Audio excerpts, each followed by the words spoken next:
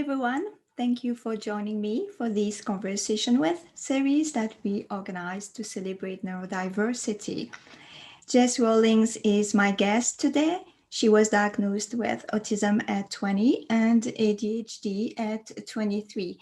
She has a background in speech pathology and works in research, but she also is the co-founder of a startup social skills community called Next Level Social Skills, which is an inclusive, strength-based social skills community for neurodivergent gamers.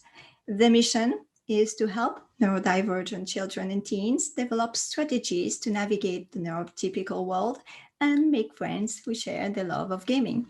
So, without further ado, let's meet with Jess. I was diagnosed with autism when I was 20, which is really quite late, and ADHD at 23, which is actually not that unheard of for women to get diagnosed later in life.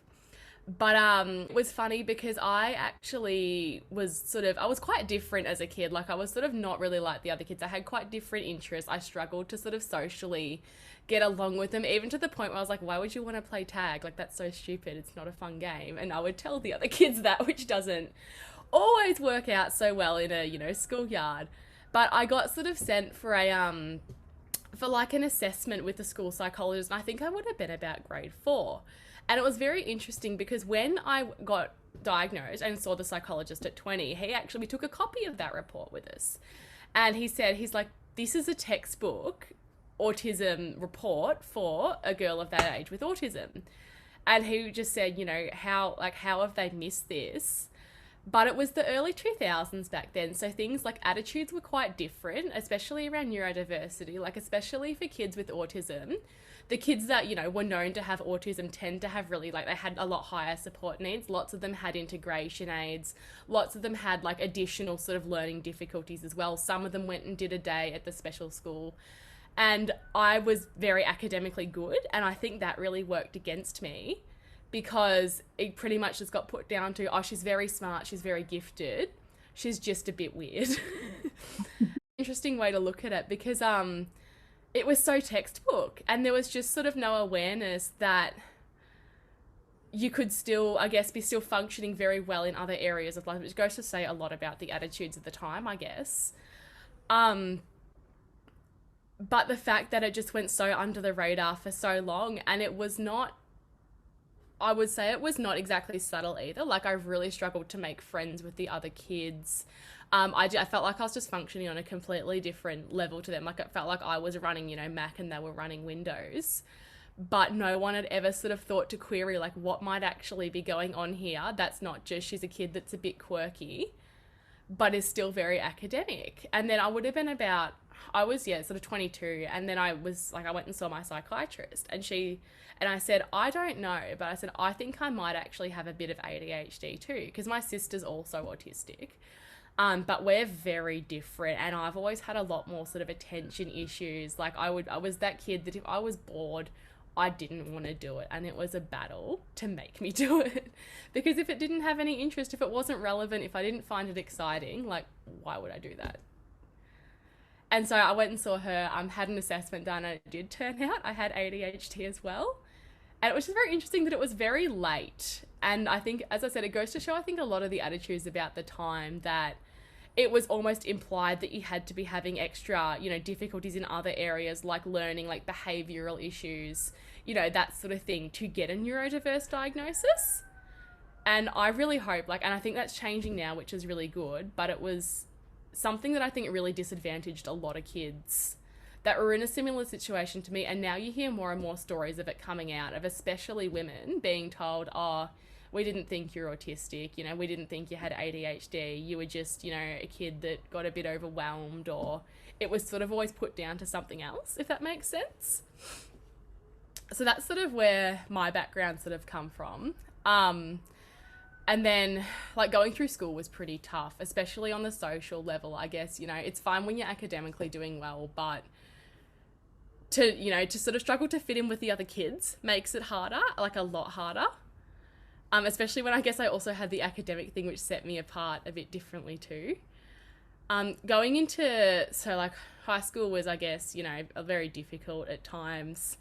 The teenage world is very, I guess, written on a lot of unwritten social rules, cliques, that sort of thing, which made it, for someone that doesn't, I guess, pick up on that stuff very naturally, it made it a lot harder to sort of integrate and, I guess, fit in very well. And then I went to uni and I found things were very different in the adult world, and I really liked that. I remember being told on my last day of year 12 that, oh, these are the best years of your life. And I just went like, oh no, what am I in for? But I think adult life, and this is something I always I want to say to neurodiverse kids a lot too, is that to kind of take school with a grain of salt. You're trapped in this, I guess, this room, this school with the same people every day. And it does feel like a bit of, that's the only world you get. But the adult world is so different. I have friends now that are just, we are the same people on such a bizarre, fundamental level. And I just never experienced anything like that in high school. And I think, as I said, that's something that I always want to say to kids, is that school's not the end of the world. And if you feel like, I guess, things are pretty sucky at the moment and they're not going to get better, I think just wait till you get into the adult world. And there are so many people out there, and there are so many different people, and there are going to be people like you. It's just that they're probably not in this school. It's a funny one because obviously conditions like that, they're very interrelated. There's a lot of comorbidity between them. It's a lot of the time, someone with autism might also have ADHD or, something else, sensory processing. They're all kind of, I guess, different things from the same bucket. But for me, it's funny because it tends to, I think it works for and against it in different ways. And it's equally as good and bad, I think, sometimes. For the good things, especially the hyper focus is amazing. If I'm interested in something and, it's something that I'm interested in, I guess on terms of an autistic level, and then, I get the ADHD hyperfocus going as well, it's like nothing will stop me. It will get done. It will get done excellently. But on the flip side of that is, if I don't want to do something and I really find it disinteresting, I really struggle to get it done. And it comes down to then, I procrastinate. I, start doing anything else to try and do it. I'll clean my whole house rather than doing one 10-minute task that I don't want to do. The other thing I think people probably don't think about a bit is getting overwhelmed, is because I guess having ADHD, it's tough at times, especially and I get frustrated. And I know sometimes I feel really hypocritical saying it because I am 100% open about being ADHD. I don't have any shame about it, but at the same time, it is really frustrating, even just losing things. I think half my day sometimes is just spent trying to, I've put something down somewhere, I've lost it, I've forgotten to do something, and that I find really frustrating because I think a pet hate for me is just when things don't get done properly and time gets wasted. But then I'm doing it to myself. Yes, that's where the autism comes in, is when you're already in that heightened emotional state and feeling pretty overwhelmed and frustrated already, it sort of tends to magnify everything else, and that can lead to meltdown a lot easier for me. I think I read an article a while ago about autistic meltdown, and it was my child might have had a meltdown over a sandwich being the wrong shape or something, or not in line with their preferences. But it's not just a sandwich, it's that cumulative effect. It's so much stuff that's built up, and it's the straw that breaks the camel's back. It's everything's just gone wrong all day, but I've just spilled my tea and this is the end of the world. And it does. It's pretty exhausting. And I guess just managing that too. And I think it ties into the fact that with autism, a lot of us are hypersensitive to emotional states. I'm very hypersensitive to physical pain. So there's been times where I've literally just sliced the back of my foot open and not actually realised because I've been doing something until someone said Jess, your shoe's not looking very good right now. And I think that definitely extends to emotional things too, is there's a lot of times where I won't realise I'm getting really overwhelmed and frustrated and just need to take some time out until I've gotten to the stage where I'm just ready to have a massive cry. So I think it, as I said, makes it harder. It makes some things a lot harder. It makes some things a lot easier. It's a bit of a double-edged sword, I think. can't you just do it? And I just say no. Like, if it's so funny because like if I could go and just do this and get it done, I would. Like, I want to get it done much as everyone else, but it doesn't want to happen. But what you said about not giving it away, look, I feel the same. I think, for like there are downsides, of course, but I think it's such, I guess the way my brain works is such a different way to neurotypical people that it's not a bad thing. Even sometimes like I'll pick up on things that sort of other people don't, even to, like user friendliness. So sometimes we might use, a database or something, and I'll sort of be one that says like we could do this and it would make things a lot easier, and it sort of hasn't been thought of before, just because my brain processes things differently, it looks at things differently. And even the funny one is like, because people, there's a bit of a stereotype about autistic people having problems with creativity, but I think like that's just absolutely not true. I think we're just differently creative. Because when I was in school, creative writing was also always the bane of my existence. I hated having to sit down and write a story because the spontaneous idea generation was so difficult for me to come up with something, original, and like half my stories were just mishmashes of other things that I'd seen. But it doesn't, I don't think it means we're not creative though, because the attention to detail and the way like my brain, I'm sure other people's do as well, processes things, is that we just go about it differently. Like if someone said to me, create a character, I would say like, are you joking? That's not going to happen. But if someone gave me a picture of a character and said, can you create a costume based on this character? I would be able to make that. And, the attention to detail I have, down to, which way is this print running on this one little piece of fabric? I think I think we just go about things differently, and it's not necessarily a bad thing. It's just different to sort of what the world, I guess, is accustomed to accepting as creative. The one I always say is, I love Lego. I think I have a Death Star on my fridge, half built. But because it's creative, it's creativity, but with instructions on how to be creative. It takes away that entire spontaneous, I guess, difficult generation part and provides a structured framework to do it, which is great for me.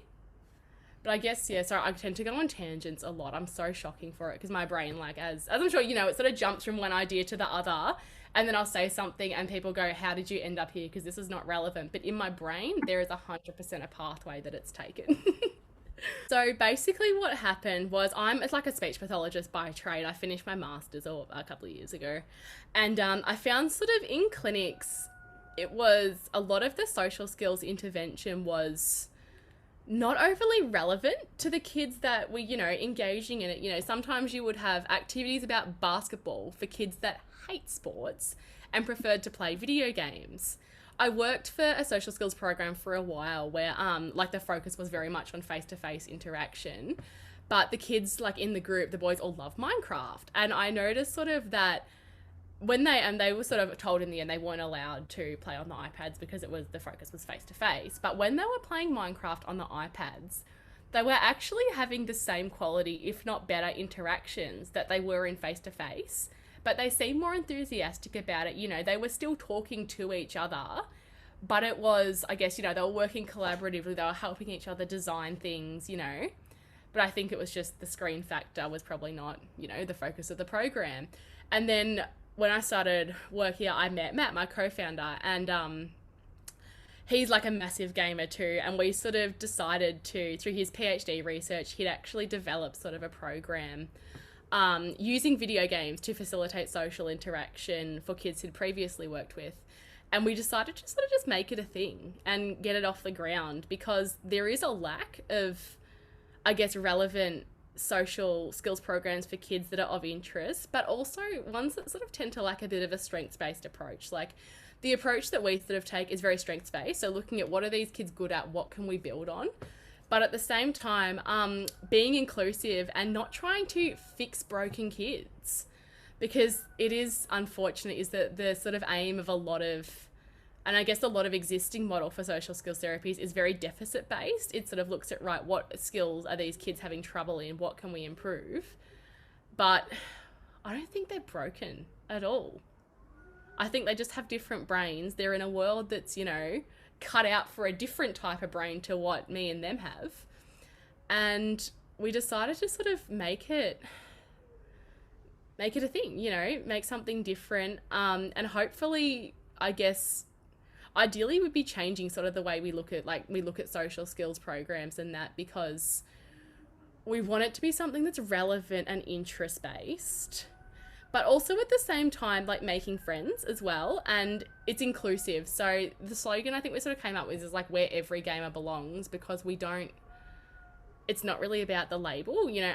I think I've said this on other presentations that before, but you know, if we have a kid that comes and learns absolutely nothing but they make a friend, like that's still a huge win for us, because we want it to be somewhere that's accepting, we want it to be somewhere that's inclusive, and somewhere that I guess runs in a way that is neurodiverse friendly. So we've got things like timeout cards that kids can like just literally give us if they want to go and take some time out. It's a very structured program, so it runs on a very similar structure week to week. So I guess the kids know what they're in for and that sort of thing. And I think, and we think it's sort of over. We want it to be something that works for them, but at the same time, we also have sort of another mission, which is we actually want to start employing and training up autistic young adults to help us run the program, because there is such a big employment gap for autistic and neurodiverse people. And even looking at a lot of the studies and that is it's not even because they can't do the job. It's a lot of them feel almost bullied out because of, you know, workplace culture, unwritten standards, lack of support, lack of accommodations. It's not actually to do with their ability to do the job at all. It seems to be quite environmental, which if we can, you know, hire some autistic people and give them a job in a sense, you know, in an environment that works for them, you know, with support, with accommodations, that would be awesome if we could start trying to address some of that underlying issue. Because like I know some autistic people who are absolutely fantastic at what they do, but again have struggled, I guess, in traditional workplace environments, because they can be pretty structured and pretty rigid as well. The way we sort of run is that the games are used as the teaching tool rather than, you know, teaching the kids the social skills through the game. It's so we're still instructing, we're still, you know, helping support them, but it's, I guess, games the vessel, similar to art therapy. Sorry, my dog's just decided to come for a wander. So yeah, it's used, so it's like sort of the similar principle, I guess, to art therapy, drama therapy, that sort of thing, is it's used as the teaching tool. And yeah, we use commercial video games. So we love Nintendo games. They're cooperative video games. So it's based on the team trying to achieve a goal collaboratively and working on those teamwork skills through that as well. And of course, like obviously they're quite carefully selected. So we have sort of standards that we look at when we do select games. And they're obviously age appropriate. We're not, you know, we're not putting the kids onto Call of Duty, but they're collaborative video games. So we do sort of avoid games that do pit kids against each other. I mean, stand alone for the fact that kids can be pretty competitive, but we also want to be focusing on that common goal and I guess facilitating the teamwork and the collaborative skills as well. Looking to do our first pilot group. We're planning for April. I don't know how much you guys have heard about Australia. We've been pretty locked down for close to a year, and I'm in Melbourne, which is, we've really got the worst end of the stick. We were locked down for actually nearly 4 months of pretty much like couldn't leave your house unless it was food or medical care, basically, last year. Our original plan was to pilot in like sort of July last year. Obviously with the lockdowns that didn't happen. We then pushed it back to sort of January this year, but again we got locked down again. So it's been sort of a bit of a rat race of us trying to outrun the lockdown. But our first pilot is like, as hopefully if all goes ahead, our cases stay low, we don't end up locked down again, we will be piloting April. And our age group, so we usually do 8 to 15 year olds. I'm gonna have to double check that. Usually take about 6 kids per group.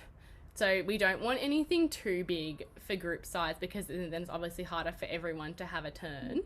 But we've sort of found that around about 6 is a good number, because then we can have kids playing, but also at the same time we can have kids observing and helping, I guess, you know, with the instructional thing. And then at the end of the day, we'll like the kids will actually do a group reflection and look at what skills they used well, what skills they would like to work on next time, and sort of reflect on their own, I guess, you know, I don't want to use the word performance, I guess what they've done in that day and how well they think they've gone. And that's a collaborative, supported activity as well. It's a really good skill to have, especially from being a kid to an adult too. Like as an adult now, I really struggle with it is I will beat myself up over things even though, 90% of it might be great and it's just that 10% that I focus on. So I think that's a really good thing to sort of get into kids from a young age is the ability to stop and actually look at the picture because like we do tend to get quite little hyper focused on little things.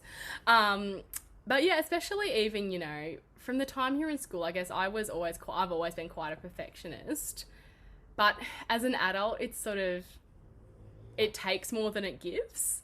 If you keep beating yourself up, it's not going to make anything better. You will just stress yourself out. So I think having the ability to just stop and actually look and reflect on what's, actually going on is really, really good. Like I'm still learning to do it because as a kid I was just go, go, go, go, go. Everything's got to be great. But now as an adult, yeah, to sit back and go, like, look at everything else, you're actually doing all right, Yeah. is something I'm learning, but it's something I think that's really, really good for neurodiverse kids, especially to sort of grow up being able to do. And I guess appreciate all the things that they are really, really good at, rather than just focusing on things that they might be having trouble with. Honestly, a lot of the stigma is perpetuated from neurotypical people. Yeah. Like, I don't really know anybody who's neurodivergent and has like a heap of shame around it. I think a lot of it is I think like I guess we want people to listen to us is the biggest thing, and people don't really seem to. Even like I guess person first language is one like the example I always use is that neurotypical people love to tell people, oh, we should be saying, and it was also from my uni degree, we were always taught to say it, you say person with autism, you don't say autistic person. I do not know a single autistic person that wants to be called that. They say, just call us autistic. Like, there is nothing dirty about this. It's a word, it's part of my identity. Stop. Because, that sort of almost tries to, like shove it under the rug a bit. It's like, oh, but they have autism. And it's like, why is that? Yeah, I've got autism. Like, so. Because people traditionally don't. So I suppose it goes for anyone that's, I guess a marginalised group, people of colour, that sort of thing as well, is that there is, I guess, a disconnect between listening to the actual experiences of people versus people speaking for them. So hopefully Yeah. that changes, but Yeah. Well, 1% at a time, one message at a time. It's just, I think that that's why I was really eager to start something in this regard, because to me, I kept saying to everybody, we need to change that narrative, but we need really to flip it. It's not just turn the table around and use the different words of the same kind. It has to be completely different. And we need to start showing that it's not all bad. Yes, some people suffer more and we have bad days, but everybody has bad days. Yeah, we may have some more bad days or worse days. I don't know. I can't even judge, like this. But they, we have also great things, and different does not mean that it's bad. And that's something I taught all my children, because we are all ADHD. yeah, The youngest is also autistic, so we are a neurodivergent family. yeah, And but before I didn't even know. So I did not understand why nobody could understand why my kids were like this, because I was like that. So, but the I think that if we can show that the it's not always a tragedy as everybody believes it is, yeah, that can I know. flip even for employment. I know that we are always saying employers need to be more tolerant, they need to accommodate and this and that. But at the same time, because I've been in corporate for 20 years before, so I also know how it works. You can't ask them to be accepting now after having heard that it's so bad to be neurodivergent. Yeah. So we need first to change all that narrative, and you know, Yeah, I guess that's, it's been years and years of, I guess, the same sort of ideas. And like things are changing now, which is good. I think, we are getting better and there is more acceptance. But, you know, we're different, we're not less. I think exactly. is it's just we're just different, and that's not, it's not a bad thing. There'll be some things that we find harder than others, but there are also some things that, I find a lot easier than neurotypical people tend to do. So again, Yeah, it's just being different. It's not, I don't think it's better or worse. It's just a different way of operating. exactly. Yeah, I totally agree with you. Thank you so much, Christine. I'm sure I'll see you next week anyway. Thank you so much. Have a good day off then. You too. Have a good sleep.